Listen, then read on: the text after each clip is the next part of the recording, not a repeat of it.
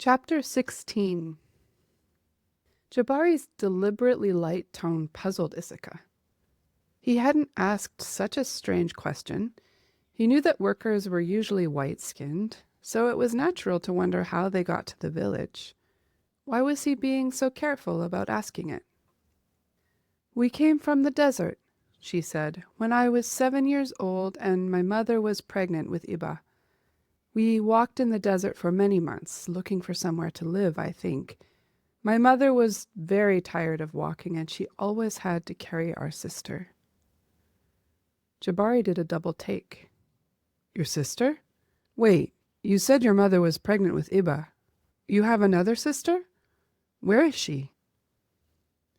She was sent out 4 years ago." Knowing how angry he became when they talked about the sending, Isika was reluctant to say the words. "My mother died soon after. I think she died of grief. She couldn't eat or sleep any more." "I'm sorry," he murmured. He frowned. "But Kital was sent out too. Is it normal that another child would be sent out? I understood that each family only gives one child over." She shook her head, a lump in her throat. "No, it's not normal." She looked at him. He was staring at the horizon with a thoughtful look on his face. She wanted to ask him about Arya, whether they had ever found another dark-skinned outcast girl. The question was right there, but she couldn't get the words out. She would ask him later. Maybe it was a bad sign that he hadn't mentioned Arya right away. Maybe there were sent ones who didn't make it into the arms of the Mawil. They walked in silence for a while. Heavy tree branches curved overhead, forming a canopy over the path. It was cool in this forest, and small birds flitted from branch to branch. The sun filtered through in places, shining a brilliant light on certain flowers or leaves. Isika thought, as she often did, that she should have offered herself to be sent out instead of Arya. But who would have cared for Kital when her mother died? Was it right that Isika had stayed behind? She often found herself in this despairing thought loop, especially before she went to sleep at night. She heaved a painful breath. Jabari broke the silence. "Who did you live with when you were in the desert?"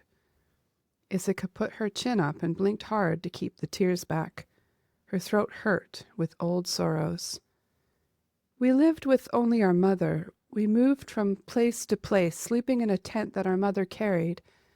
I remember when we first left the city and went to the desert, there was a man, but he didn't stay long. Perhaps he was only helping us leave. I think the desert weakened my mother. She was never very strong again." "There was somewhere before the desert?" Jabari put a hand on her shoulder for a moment, maybe seeing her sadness over the memories. The sudden warmth of his hand only made tears seem closer. Isika took a deep breath. "A place with tall walls. I don't remember much from that place. We left at night, and for a while we ran. My mother would never speak of it." And neither would Ben, she thought, but she didn't tell Jabari. Ben had the right to keep his secrets from whomever he wanted, though Isika wished he would share them with her. Jabari looped his fingers through the straps of the pack he carried. "And in the Poisonlander village, who did you live with?" Isika gazed at the horizon.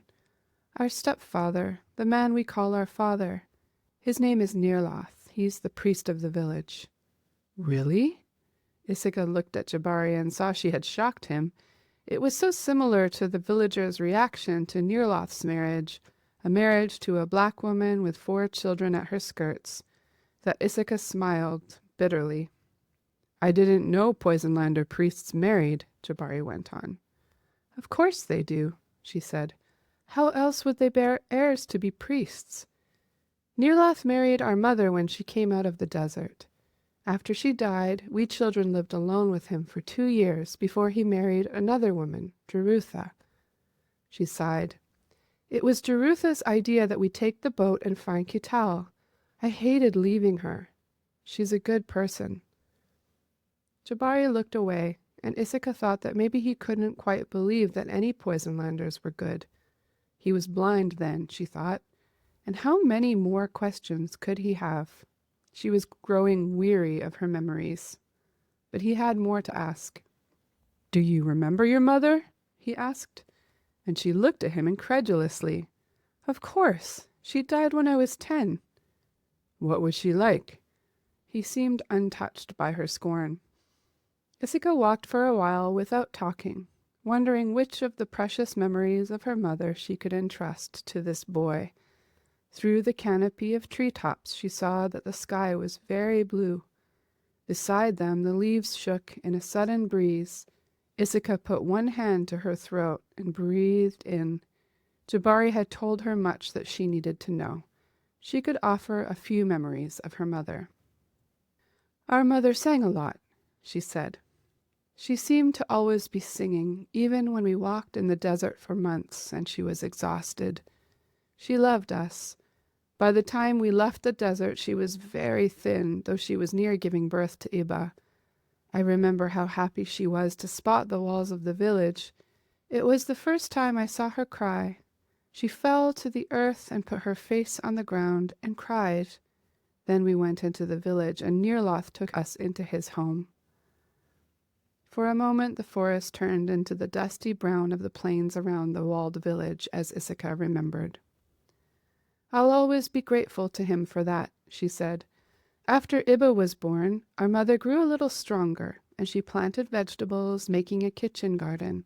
She sang to us in the cool of the day when evening had fallen. But she was broken and tired, like a flower after it has been cut out of the garden." Tears came then, and Jabari lifted a hand to squeeze her shoulder. When she had wiped her tears away, she went on. "When my father decided to give Arya over, my mother wept and raged until Kital came out of her belly a month early. 2 weeks later, she died. She couldn't eat or sleep. She just lay on her bed and stared into the dark. She would barely speak." Isika's voice broke. Jabari squeezed her shoulder. She could sense him looking at her, but she fixed her gaze on the farthest point she could see and went on. She hadn't spoken of her mother like this for so long. "Our mother was powerful. She was kind, and her words carried gentleness even in a place where few people, including my father, had kind words for anyone." Jabari nodded and gave her shoulder a final squeeze, then took his hand away. She was sorry when it was gone. He strode beside her with long steps, furrowing his brow. He looked at her. "And your father?" he asked. "From birth? Do you know anything about him?" She brushed the last of the tears off her face with the backs of her hands. "Nothing. I know only Nirloth." She was quiet, reaching out to touch trees gently as she passed them. Little waves of happiness came off them as her fingertips touched the bark, and she straightened her shoulders. Jabari was quiet too, and they walked in silence for some time. "I'm sorry, Isika," he said finally. "You have had a very hard life." Isika thought about that. "Yes," she said, "I suppose I have." She smiled at him, and he crinkled his eyes at her in return. It seemed they had found a little understanding of one another. They walked in silence for some time, and Isika wondered just how much more walking they would do that day, when Jabari suddenly turned to face the others, walking backward just as easily as he walked forward. He raised his hands in the air. "Time to focus," he exclaimed. Gavi groaned. "Yes, it's true, Gavi. It's our favorite time. Time to cross rivers." He said it as though he was announcing something exciting and fun. Isika didn't see any rivers, not even in the distance. She hid a smile as she looked at him. He slowed to a halt, and they stood in a group, gazing down at the road as though a river would just appear. "How do we cross rivers?" she asked. From behind them, Gavi spoke, his voice glum. "We swim. It's cold, and it takes forever." Jabari closed his eyes and held out his hands. "It's wonderful," he said, his voice fervent, and Isika looked from one to the other, wondering who she should believe. They camped for the night because Gavi flat out refused to cross a river with no food or rest. "This is only the first of many," he said, busy at the fire. At Ben's blank look, he explained. At the land where the rivers empty into the ocean, they spread out like a fan, and we'll have to cross many of them. We're at the deltas. Jabari brought Gavi a rabbit, using his bow for the first time. Ben looked on, envious, as Jabari strode back into the camp with the dead rabbit by its ears. He had yet to pull out his own bow, and his hands itched to prove what a good shot he was, but he was nervous about overstepping himself. No one had asked him to hunt. Gavi roasted the rabbit over the fire, adding herbs from his pack. He heated water and made more lemon tea. We swim all the rivers? Ben asked. He pulled his sandals off and rubbed at his sore feet. No, Gavi said, grimacing. He turned the rabbit slowly on the spit. Thank the shaper. We crossed some by boat. They ate, falling onto their mats after scrubbing their metal plates and cups in a nearby creek. Ben was asleep almost instantly. It will be mid-morning when we reach the first river, Jabari announced as they walked the next morning. We have a lot of ground to cover today, so let's move quickly. The landscape was changing again. It was still green and lush, but they walked in a different kind of forest with tall, straight trees that rustled with leaves as tall as people. There were wide gaps between the trees, planted in rows like an orchard, though Ben didn't see any fruit. The trunks were a golden yellow, the branches hung with silvery leaves. They were impressive. Ben had the idea of a great expanse, well-ordered and lovely. What kind of trees are they? Ben asked Gavi as they stopped at a well in the orchard. Huna, he said. We use them to build homes and furniture. You build homes with wood? Ben said, surprised. Gavi swallowed and wiped his mouth with the back of his hand. Only the beams, he said. We build our homes with earth, usually. Ben took a turn drinking, curious to see this city with homes built of earth and wood. The homes in his village were made of stone. He had never seen wood used in a house structure. Later, they passed under trees with leaves that curved upward. Watch, Gavi told Ben, and he paused under a leaf and waited with his mouth open and aimed at the sky. After a moment, the leaf tipped and released a stream of liquid into his mouth. What? Ben said, stunned. How did you do that? Iba asked in her squeaky voice. Look at them, Gavi said. They release nectar every few minutes or so. Ben looked around and saw trees all over the grove, tipping their leaves and releasing streams of clear liquid. If you walked under the trees, you'd be wet in minutes. I want to try, Iba said. You can, little one. Stand underneath and wait. The nectar is good for you. It gives strength. Gavi smacked his lips. Tastes good, too. Ben thought he could use a little strength, so he turned his face up under a leaf, feeling silly. He waited for a long time, and when the nectar came, it poured straight down his neck and into his shirt. Gavi laughed. That must have been refreshing, he said. Wait, just here. He directed Ben by the shoulders. Right at the corner, so it goes straight into your mouth. Go to a leaf that looks heavy in the center, where the nectar is collecting from the tree's heart. That's how you know it's ready to drop. Iba stood a few feet away. She got a mouthful of nectar, and Ben saw her eyes widen with delight. Just beyond, Jabari was showing Isika how to hold her face to drink the nectar. Ben looked around and found a leaf that looked heavy and full. He tipped his head back the way Gavi had told him to, and waited. He flinched as he saw the leaf tip, ready to be soaked again, but this time it poured straight into his mouth. The flavor was like mint or lemon, but even more refreshing.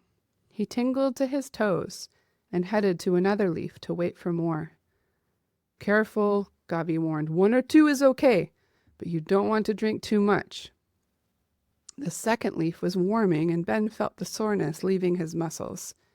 Isika bounded over to them. Okay, she said. Why don't we run the next few miles? Get closer to Kital. Jabari and Gavi burst out laughing. Can you imagine what one more would do to her? Gavi asked Ben, and Ben widened his eyes and shook his head. Don't drink more, Isika, he said, though he looked longingly back at the nectar leaves as they left them behind and traipsed back to the road. They swam the first river, stripping to their underclothes in the sunshine of the morning. It wasn't swimming exactly, more wading through water up to their armpits. The water was cold but not frigid. Ben's mind settled into a low hum, with no imminent threats nearby. He was at peace with his mind and body, and the water was gentle on him. As they crossed, they carried their packs on their heads. Jabari gave his bag to Gavi and carried Iba on his shoulders, leading the way across the wide river.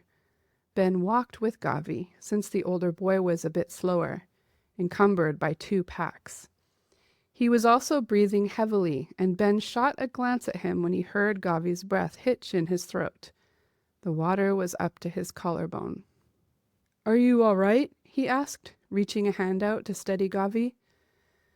Gavi gave a stiff nod and frowned in concentration as he regained his balance. In a few minutes, they reached the shore and joined the others lying on the bank, drying in the sun. I'm afraid of water, Gavi said to Ben, finally, his breath slowly going back to normal. Ben raised his eyebrows. You? He said, reaching under himself to retrieve a rock digging into his back. I wouldn't imagine that anything could make you afraid.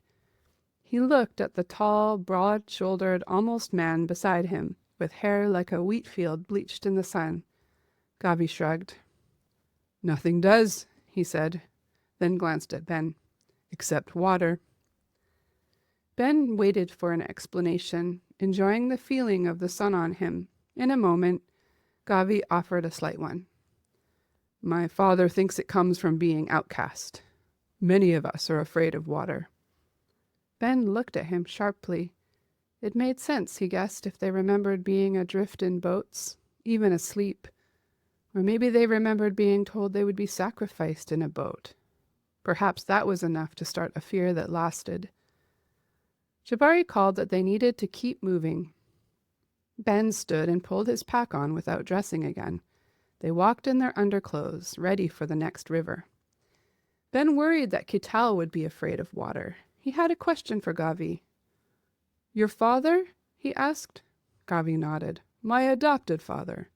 We all get new parents, you know, all the outcast ones.